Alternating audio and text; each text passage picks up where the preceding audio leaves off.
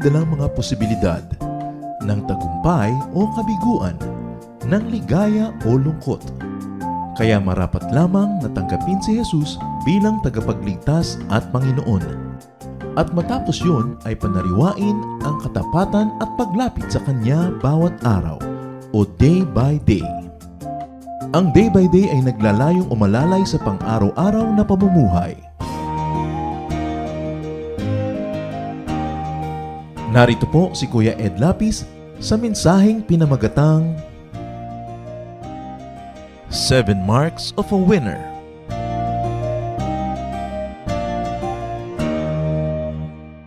Our Lord God is the winner. He's the victorious one. Therefore, His people must be winners.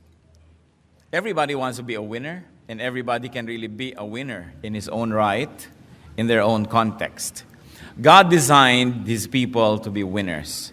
And when we say winner, we don't mean winners against other people, but against their own weaknesses and against the work of the evil one. Jeremiah 29:11 tells us, "For I know the plans I have for you, declares the Lord. Plans to prosper you and not to harm you, plans to give you hope and a future." Maganda ang plano ng Diyos para sa mga tao, that they are full of hope and prosperous and that they have a good future. But Satan wants people to be losers. Sabi po ng Panginoong Jesus tungkol kay Satan sa John 10:10, "The thief comes only to steal and kill and destroy." So who is a loser?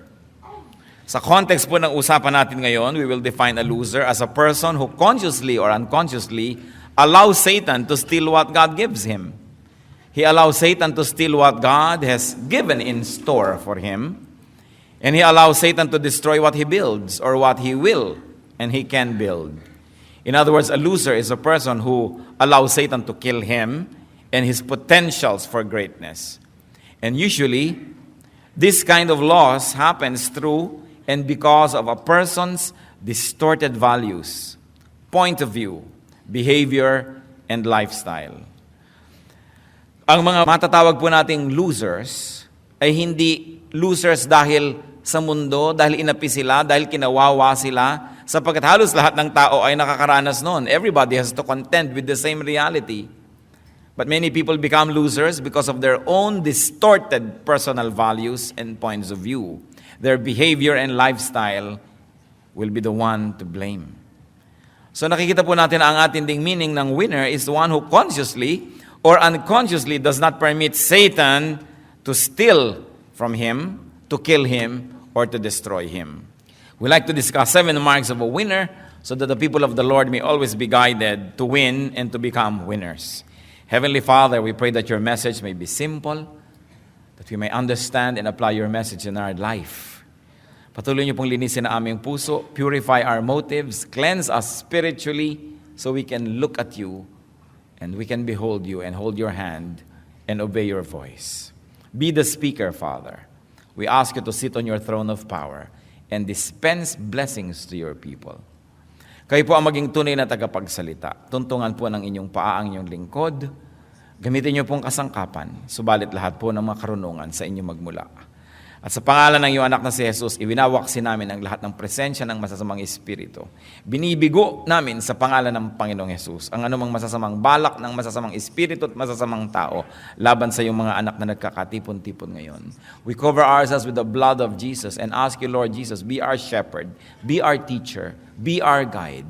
Father, we ask that you will bless us and lift up your name. In Jesus' mighty name we pray. 7 marks of a winner. At nais ko pong tingnan natin ang ating sarili, ang mga mahal natin sa buhay, ang ating mga nasa paligid, kung tayo yung mga winners, because we should be winners, because our God is a winning God, the winner Himself. Winners, first of all, know their right place. They stay in their right place. Lagi pong naaalala ang lola namin, sinasabi, lumagay ka sa lugar. Sapagkat yan ay isa sa mga pinakamahalaga na quality ng isang tao. Marunong siyang lumagay sa lugar. Hindi siya lumalagay sa hindi niya dapat kalagyan, hindi niya inaagaw ang lugar ng may lugar, leaving his own place empty. Maging sa creation, ang lahat po ay nasa lugar.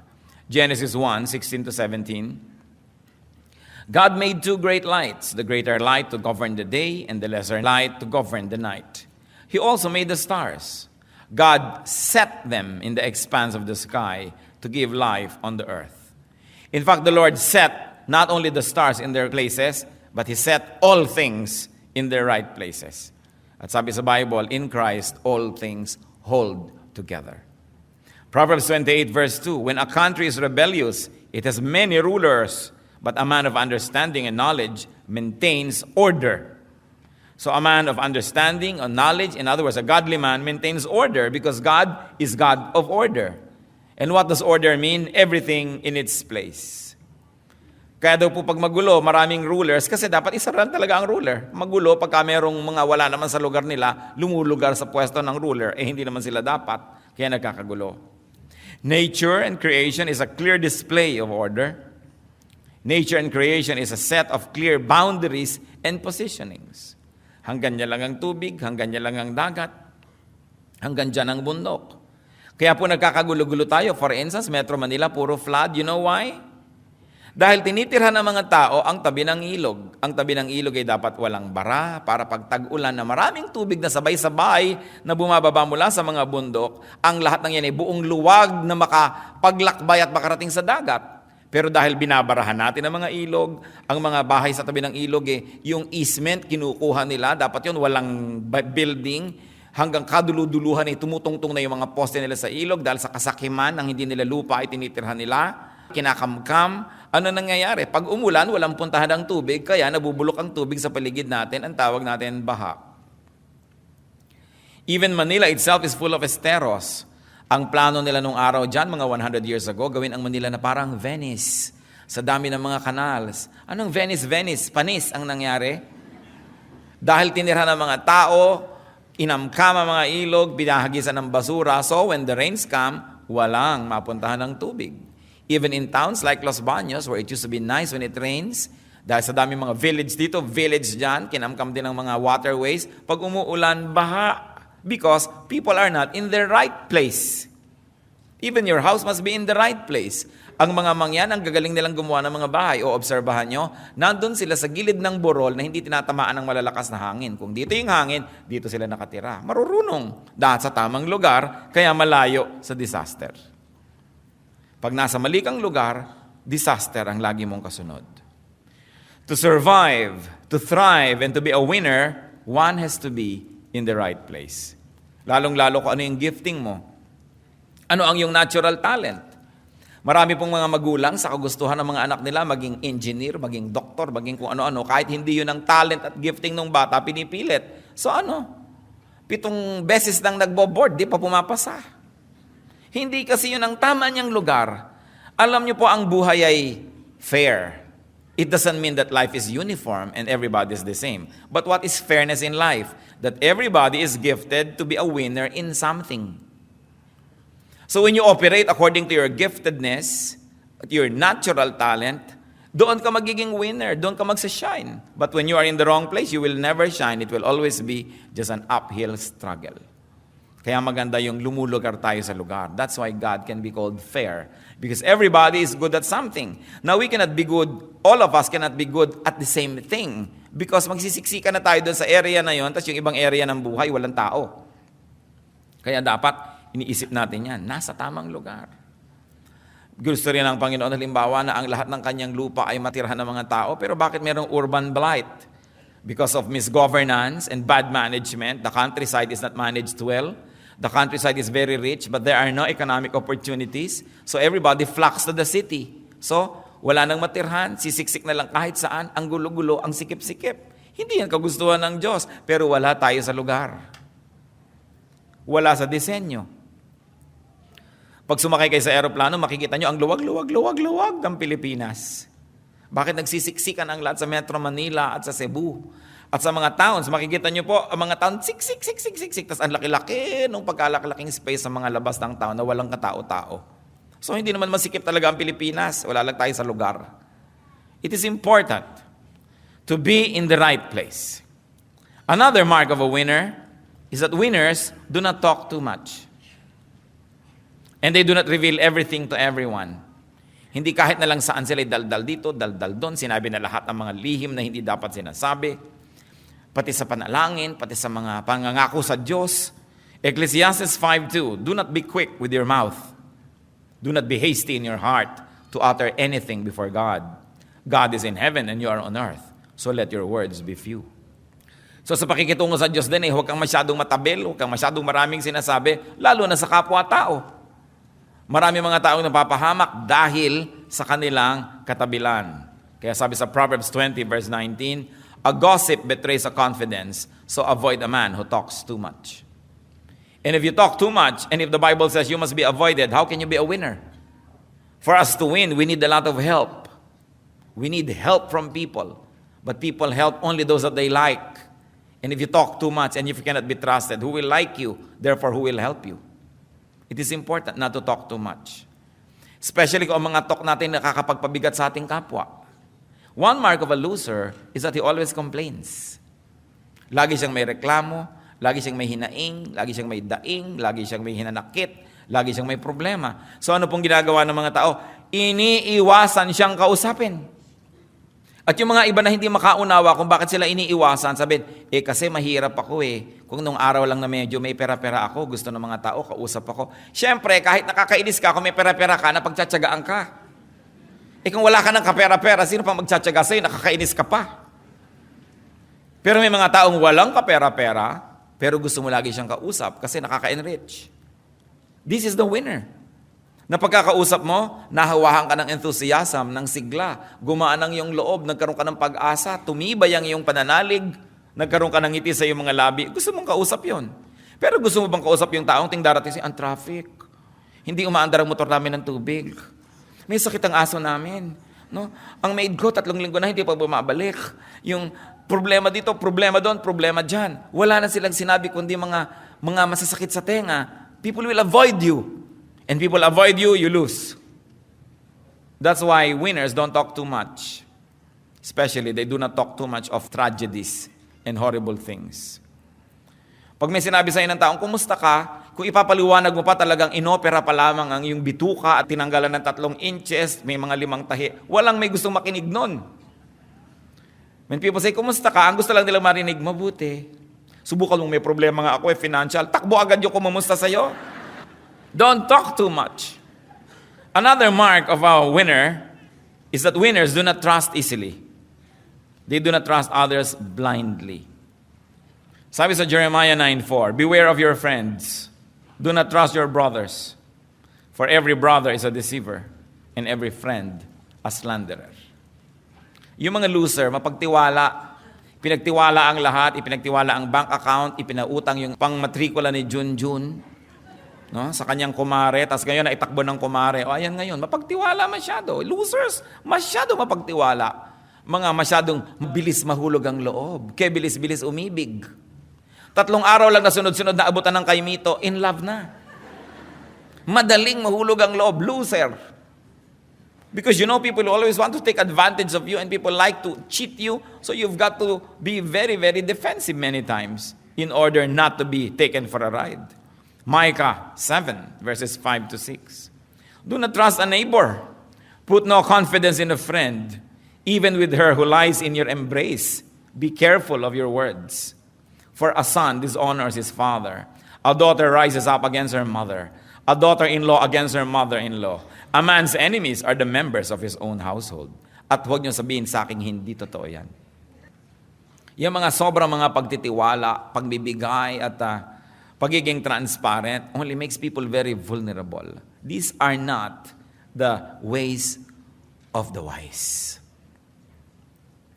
Hindi naman natin sinabi na maging paranoid na tayo at huwag na magtiwala kahit kanino. Pero ang sinasabi, huwag agad-agad. Subukin muna. Siyasatin, suriin ang kapwa bago pagtiwalaan. Remember, only those that you trust can deceive you. Because those that you do not trust have no chance to deceive you. So lahat lang ng pinagtitiwalaan natin ang pwedeng panggalingan ng mga mandaraya sa atin. Kasi ang di natin pinagtitiwalaan, walang pagkakataong mandaya dahil hindi nga pinagtitiwalaan. Kaya lahat ng nadaya, sinong nandaya? Yung pinagtiwalaan. Kaya kailangan maingat. Another mark of a winner. Winners do not commit easily. Hindi sila agad-agad na pipirma sa kontrata. Hindi sila agad-agad sasabihin, sige, sasamahan kita. Sige, kapanalig mo ako. Sige, tutulungan kita. Wise people, winners, say, I shall see. Or if you want to be spiritual, let me pray about it. No? Why don't I pray and you fast? No? Pag may nagsasabi sa'yo, pautangin mo naman ako, sige, ipagpe-pray ko, ipag-fast mo muna. Diba? Kailangan nito, sige, agad-agad. Tapos mamaya, pag nakapag-isip-isip ka, gusto mong bawiin yung salita mo, nasabi mo na. Ano sabi sa Proverbs 6:1-5? My son, if you have put up security for your neighbor, if you have struck hands in pledge for another, if you have been trapped by what you said, and snared by the words of your mouth, then do this, my son, to free yourself. Since you have fallen into your neighbor's hands, go and humble yourself. Press your plea with your neighbor. Allow no sleep to your eyes, no slumber to your eyelids. Free yourself like a gazelle from the hand of a hunter, like a bird from the snare of a fowler. Alam niyo po, to strike your hand in pledge, ibig sabihin, gagaranti ka sa utang ng iba. Uutang ako, garantihan mo naman, kumare. O sige, lika. Feeling important ka naman na papirma-pirma doon. Sabi, anak, kung nagawa mo yan, huwag kang matulog, huwag kang magpahinga hanggang hindi mo nababawi ang pirma mo. Magbakaawa ka kung kailangan, magpakababa ka kung kailangan, but free yourself. Kung paano pumipiglas ang isang usa na nahuli ng isang hunter, ganun ang gawin mong pumiglas, huwag kang pumayag, huwag kang matutulog na nakagapos ka kasi pag gising mo, baka lalong gapos na gapos ka na. Proverbs 11:15, he who puts up security for another will surely suffer, but whoever refuses to strike hands in pledge is safe.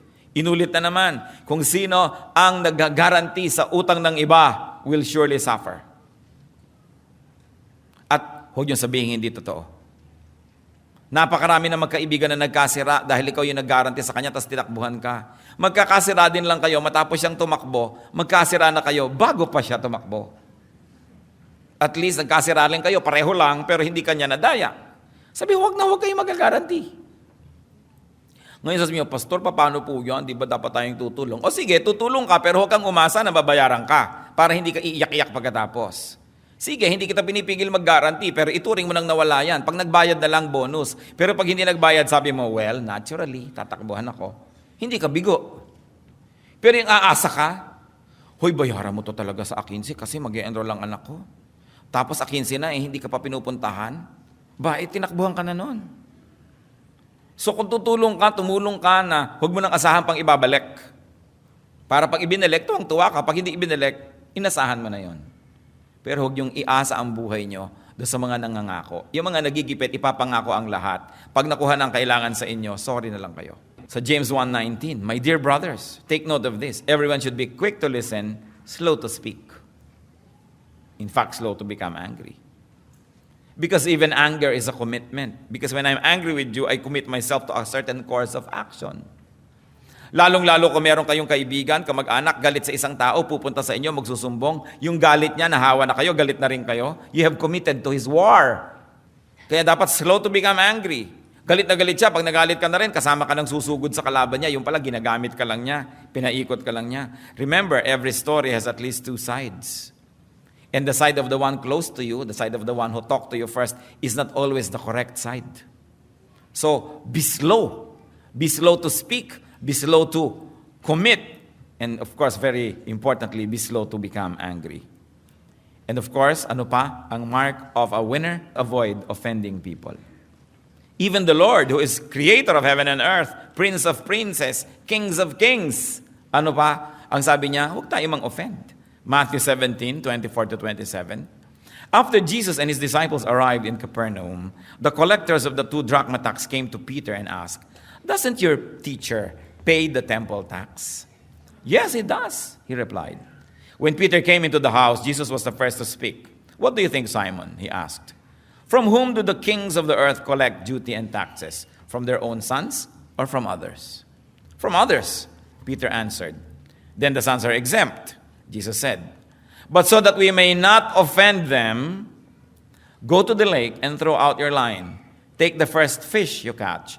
Open its mouth and you will find a 4 drachma coin. Take it and give it to them for my tax and yours." So maganda yung usapan, sabi ni Lord. Sa palagay ba dapat ako magbayad ng tax? Hindi po, son kayo of God eh.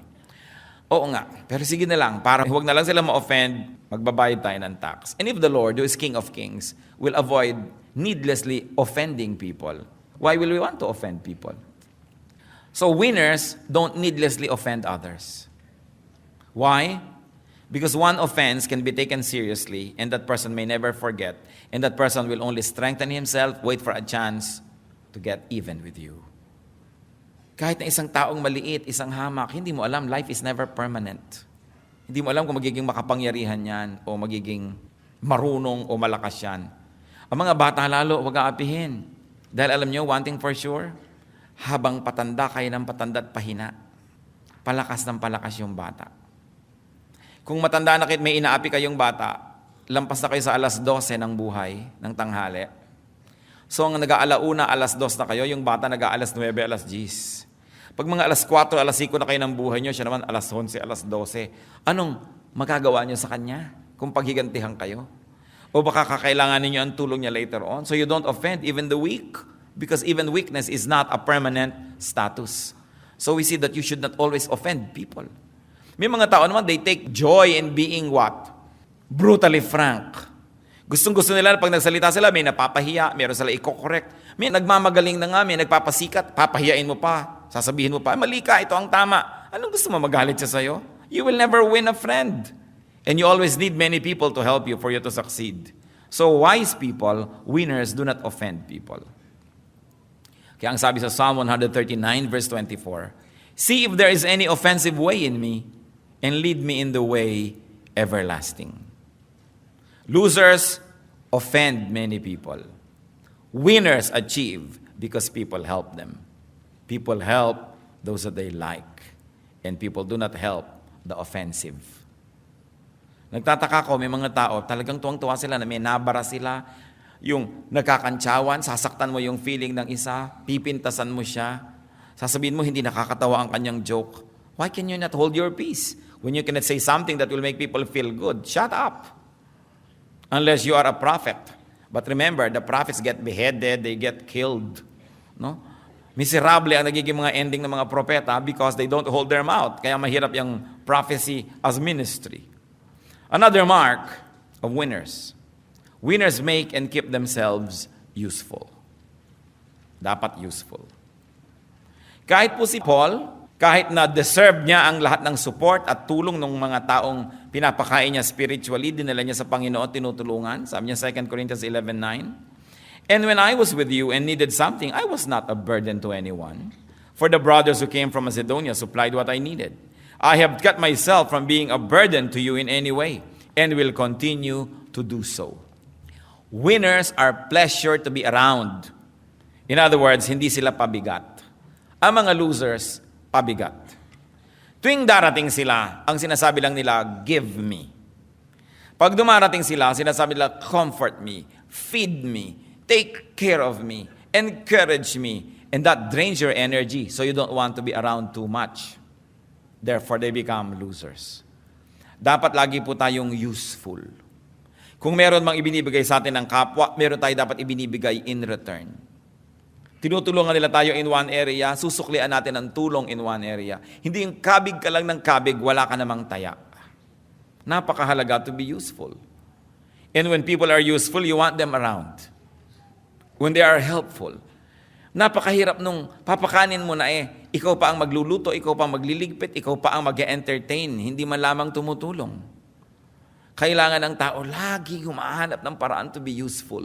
Then you will be a winner because people will like you. Ephesians 4:11-12. It was he who gave some to be apostles, some to be prophets, some to be evangelists, and some to be pastors and teachers, to prepare God's people for works of service, so that the body of Christ may be built up. So everybody must be into some work of service. If you are part of the body, kung ikaw ay part ng body na walang silbi, di tatanggalin ka lang kasi pabigat ka lang. Useful people are winners. Because even those who help them benefit. Maging ang inililimos sa kanila ay nagmimistulang mga puhunan na tumutubo pagdating ng panahon. Sapagkat ang ginagawa nilang mabuti sa kanila ay sinusuklian nila ng ibayong kabutihan. Kung tayo po tumatanggap ng kabutihan sa ating kapwa, lalo pa nga halimbawa, medyo mahina tayo, may sakit tayo, panahon ng kahinaan, tiyakin natin na may mga panahon naman na makaya natin at may kakayahan tayo, tayo naman ang tumutulong, tayo naman ang nagbibigay. Kung sa ating mga kamag-anak, meron tayo laging mga potluck, meron tayong mga event, lagi ka nalang dumarating na wala kang kadala-dala dahil talagang walang-wala ka, okay lang. Pero tiyakin mo naman na pag nagkakaroon ka, magdadala ka naman kahit man lamang 3 siniguelas, kalahating santol. May dala ka man lang so that people will see your good intention. It is important to communicate na wala lang akong dinadala kasi wala pero tingnan nyo, pag nagkakaroon ako, kahit in a little way, nagdadala rin ako. So that people will not avoid you. So that you are useful. Napakahalaga po, lagi nating susuklian ang ginagawa sa atin ng ating kapwa. Pati ang Panginoon, nang binigyan niya yung mga tao ng mga puhunan, hinanapan niya ng tubo at pinarusahan niya yung hindi nakapagpatubo. Yung konting ibinigay, binawi pa niya at ibinigay niya doon sa mayaman na dahil napalago niya yung ibinigay sa kanya. Lalo pa siyang binigyan. Sabi ni Lord, yung marami na, bibigyan pa kasi masipag. Ngayon, yung mga wala na't hikahos, yung konting napunta sa kanila, babawiin pa sapagkat sila yung mga batugan. At ayaw na ayaw ng Diyos ng tamad. At pampito po, na mahalagang mark of a winner, ang isa pong mahalaga nating dapat tandaan, winners value their good reputation. Pinahahalagahan nila ang kanilang pangalan, yung kanilang karangalan. Hindi yung makakain lang ng libre kahit na nawala na ng dangal. Makapanghingi lang kahit na mura na ang kanyang reputasyon at ang kanyang sarili. Proverbs 22 verse 1, a good name is desirable than great riches. It is more desirable than great riches. To be esteemed is better than silver or gold. And Ecclesiastes 7:1, a good name is better than fine perfume. Yung pangalan po natin, yung impression natin, napakahalaga. Hindi yung meron lamang isang buffet, pinagbigyan mo na ang lahat ng iyong katakawan at parang isang buong bundok ng hibok-hibok ang iyong plato. So, titiisin mo na konti na lang para yung iba magkaroon pa at hindi ka naman mapintasan. Hindi yung pagka nagkaroon ng pagkakataon, kuha ka na ng kuha, nawala na yung iba, baliwala na lang ang yung pangalan. It is very important to value our good name. Especially if we are in the service of the Lord. Tayong mga Kristiyano. Kaya ayoko ng mga fundraising, sulat ka ng sulat ka, kani-kanino. Gusto mo mag-retreat, gusto mo mag-camp, wala ka naman pera, kung kanino-kanino ka hihingi, manahimik ka sa bahay, doon ka magdasal, nandun din ang Diyos. Hindi yung naging cheap ka na, hingi ka dito, hingi ka doon, para ka lamang makapunta kung saan-saan. Meron tinatawag po ako ng Lord na mag-mission, mag-immersion, mag-observation sa Thailand, sa Burma, kung saan-saan. Tapos lahat na ng tao magpapalimos ka. Kung tinatawag ka ng Diyos, di bibigyan ka niya ng pera. Ngayon hindi ka binibigyan, manahimik ka. Kapitbahay mo lang, kamag-anak mo, hindi Kristiyano, dapat mong missionin. Kailangan pa bang magpunta sa Cambodia para maging missionary? Kaya hindi ako masyadong ganado dyan sa mga kung ano, nung hingi ng hingi. Even sa atin, kung gustong mag-retreat, gustong mag-camp, magpapa-sponsor kung kani-kanino. Bakit hindi ka mag-alok ng something in return? I always tell our youth, malapit na ang camp. Baka manghihingi na naman kayo kung kani-kanino ng pang-camp nyo. Ba't hindi nyo i-offer na, 8 buwan ninyong huhugasan ng kotse niya at i-sponsor niya kayo sa camp? Give something in return. Hindi ka naman baldado, ba't ka nanghihingi? O sasabihin mo, ipapamalengke ko po kayo, o pag namamalengke kayo, babantayan ko yung bahay nyo. Give something of yourself. You don't just ask. Ang humihingi lang talaga yung walang kakayanan, yung sobrang bata pa, o sobrang tanda na, o sobrang may sakit. Pero pag may lakas ka na magte-text, may lakas ka maghugas ng kotse, may lakas ka na maglinis ang bakuran ng may bakuran. So you say, magkakampo ako, baka pwede na sponsor ninyo ako, lilinisin ko inyong bakuran. Dapat willing ka. One time, alam niyo naman yung mga racket-racket ng mga pupunta sa'yo. Alam niyo po, dati po akong bilanggo. Ito po mga tattoo ko. Tingnan niyo. Gusto ko na po magbagong buhay. Kailangan ko po ng pamasahe. Papunta sa probinsya namin. Bibigyan niyo ba ako? Hindi. Yung mga ganyan.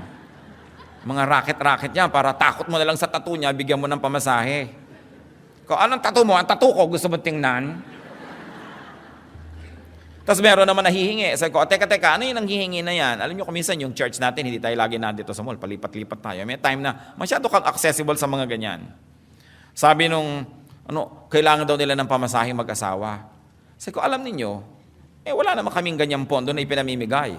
Kung gusto ninyo, tatawagan kayo mga member namin, yung may mga gusto magpalaba, ipaglaban nyo, para kayo kumita. Sige daw. Dali, tanggal ang mga kortina, mga kung ano-ano. Panglaban natin. Aba, umupo na nga ang mag-asawa at talagang maglalaban na. Naglalaban na talaga sila. Mga 1 hour sa paglalaba, inawat ko na. Sabi ko, sige, lumakad na nga kayo at baka kayo masyadong madelay sa biyahe nyo. Ito na ang pamasahin nyo. Kasi willing maglaba. Pero may naku, allergic po kasi ako sa sabon. Abi, wag kang mabuhay.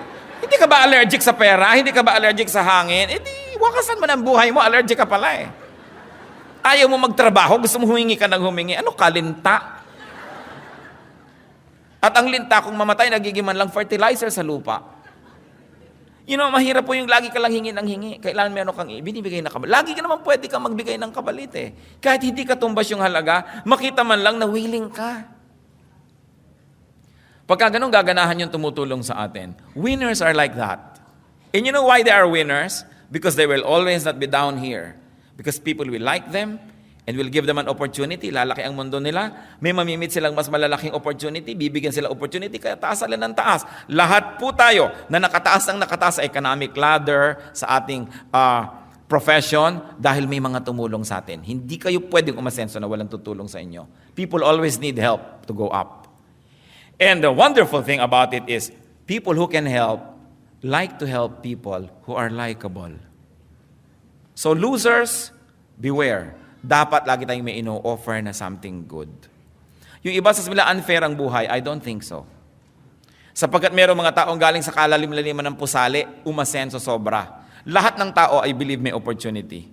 Pero ang liit-liit pa lang ng opportunity sa'yo. Sinasabi pa lang ng amo mo kung namamlansya ka, pwede ba, ipamlansya mo naman ako bukas kasi meron akong lakad. Ako, hindi ako pwede bukas kasi nangingiling ako bukas, bla bla bla bla bla bla. Nainis na sa'yo. Pag may iba ng planchadora, yun na yung kukunin. At ngayon, meron pala yung factory, kailangan niya ng supervisor, natutuwa sa'yo, ang galing-galing mong mamlansya. Ibig sabihin, baka magaling din itong mag-ayos ng ibang bagay. Subukan ko nga maging supervisor sa paggawaan namin ng pakumbakya. Di ba? Mabibigyan ka ng opportunity, and then from there, may nakilala ka ng mga ibang supplier. Sabi, ang galing naman itong supervisor ng paggawaan ng pakumbakya. Alam mo, meron akong tindahan eh. Gusto mo ba ma-supervise? Kaya ka-asenso because people see you na ikaw'y mahusay, ikaw'y magaling. Pero alam niyo po, lahat ng kapintasan natin, nakikita rin ng kapwa. Sinasabi lang ako, hindi ko ito kukunin. At pag nakita ka pa ng mga may desisyon sa iyong mga katamaran, ibababa ka pa, tatanggalin ka pa. Hindi ba maraming kababayan tayo, may trabaho na, natanggal pa? Paano laging huli? Inuuwi ang pinto ng opisina. Paano hindi matatanggal? We all have opportunities. I believe that God is fair. But people destroy the bridges through which they should pass because of their lack of good character. At isa po yan na kapintasan ng mga losers, bad character. Dapat maganda ang ating pagkatao. Yung pagkatao, importante. So be winners because God is a winner. Know what it makes to be a winner. Know the marks of a winner. Observe and be guided by this. And avoid the ways of losers. At kung tayo po sa buhay natin, naramdaman natin parang loser, it's not the end of the world. Meron pa tayong pag-asa. Kung meron tayong mga kakilala ng mga losers, tulungan natin sila. But remember, help from a distance. Kung nalulunod masyado yung tao, pag lumusong ka, yayakapin ka niya, di ka niya bibitawan, pareho kayong malulunod. Kailangan gumawa ka ng ibang paraan para siya sagipin. Hindi naawa ka kasi sa taong ito, sobrang nagkanda, gulo-gulo na ang buhay. So biglang gagawin mo, pakasalan ko nga ito, kawawa naman. So nadamay ka. Dapat tayong matulungin, pero ang pagtulong mo dun sa taong nalulunod, from a distance. Unless you are really a very able swimmer, ilulubog ka rin niya.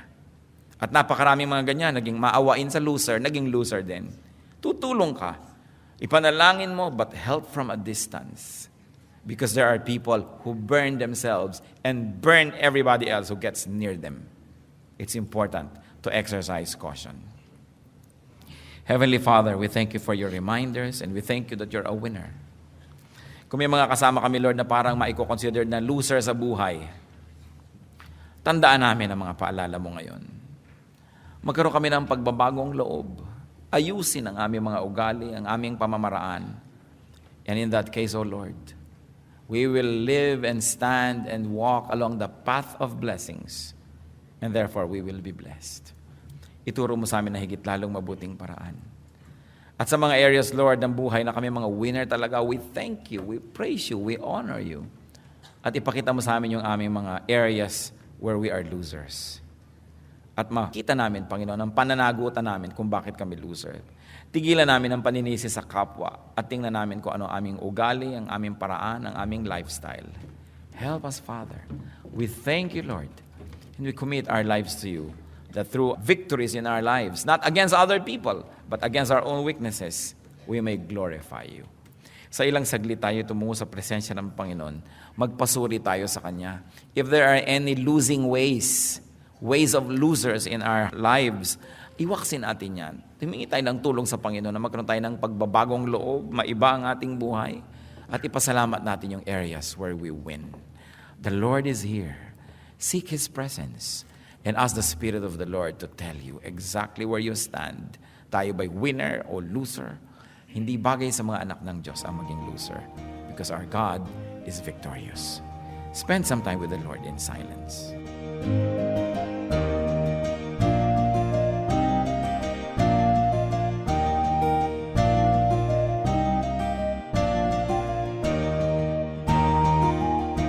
Ang katatapos pong mensahe ni Kuya Ed Lapiz ay pinamagatang 7 Marks of a Winner.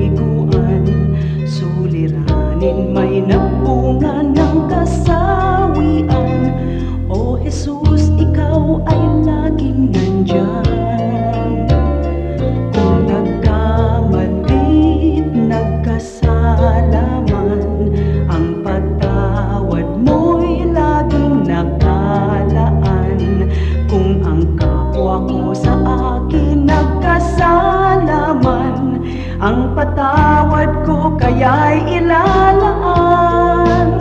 Ang kabaitan mo ay dapat mong tularan sa buhay ko. Ang kabaitan mo, biyaya ng Espiritu, kabaitan ko.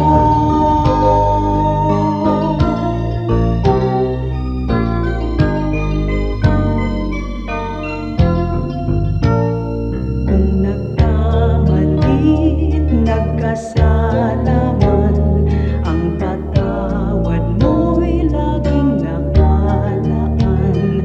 Kung ang kapwa ko sa akin nagkasala man, ang patawad ko kaya'y ilalaan. Ang kabaitan mo ay dapat mong tularan sa buhay ko. Ang kabaitan ko, biyaya ng Espiritu, kabaitan ko.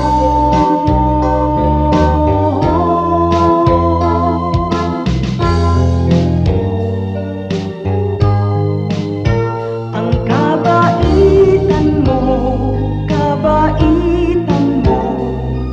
ay dapat kong tularan sa buhay ko. Ang kabaitan mo, biyaya ng Espiritu, kabaitan ko.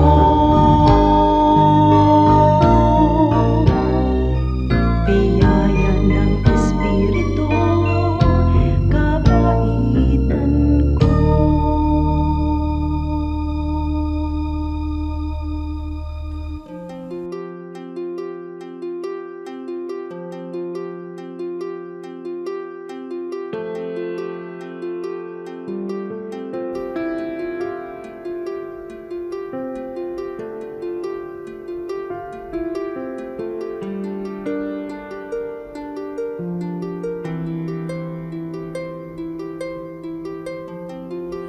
Panginoon, ang sabi niyo sa akin, lumapit lang sa inyo. Ibig ko'y diringgin, pasanin ay aalisin. Lahat ng kabigatan ng isip at katawan, inilalagak ko na sa inyong kanlungan. Nais kong madama haplos ng iyong kamay, paghako sa damdamin, sinisiklot ng buhay. Nais kong madama init ng iyong yakap. Sa sandaling ito, hanap ko ay paglingaw.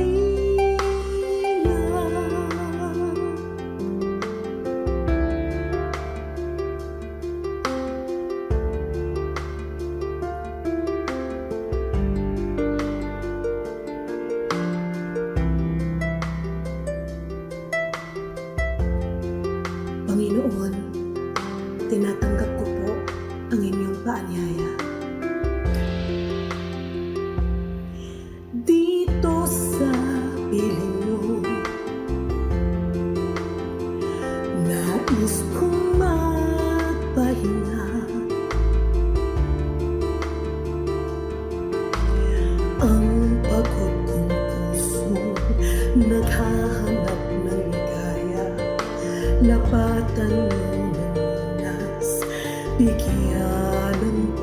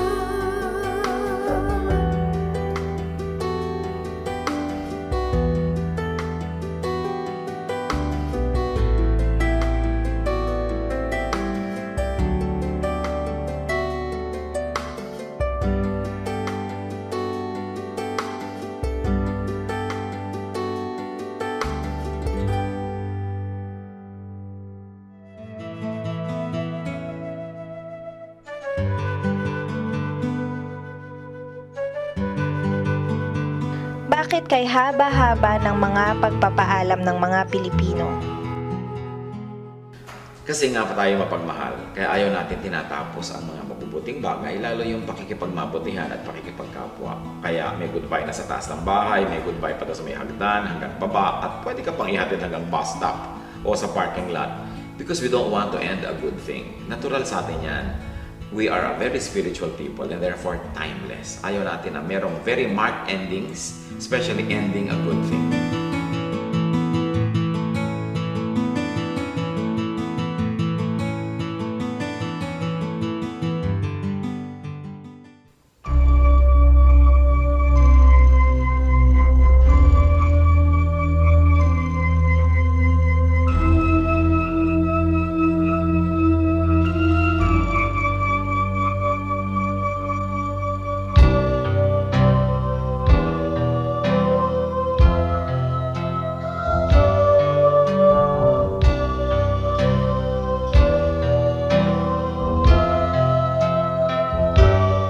Bakit labis na pag-ibig ang nais kong ibigay? Magmula nang tanggapin ko si Jesus sa aking buhay. Noon ng Diyos sa puso ko'y isang katang-isip lamang. Ngunit ngayon siya ay katotohanan.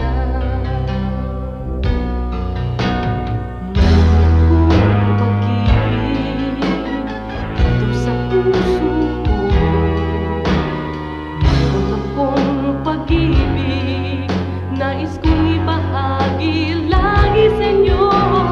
Mayroon akong pag-ibig na hindi mamamatay. Mayroon akong pag-ibig, ito ay panghabang buhay. Labis-labis na pag-ibig ang sa'yo'y naghihintay. Pag sa puso'y tanggapin mo si Jesus na siyang buhay. Noon ng Diyos sa puso'y isang katang-isip lamang. Ngunit ngayon siya ay katotohanan. Mayroon akong pag-ibig dito sa puso ko. Mayroon akong pag-ibig, nais kong ibahagi lagi sa inyo. Mayroon akong pag-ibig na hindi mamamatay. Mayroon akong pag-ibig, ito ay panghabang buhay. Mayroon akong pag-ibig, ito ay panghabang buhay. Mayroon akong pag-ibig, ito ay panghabang buhay.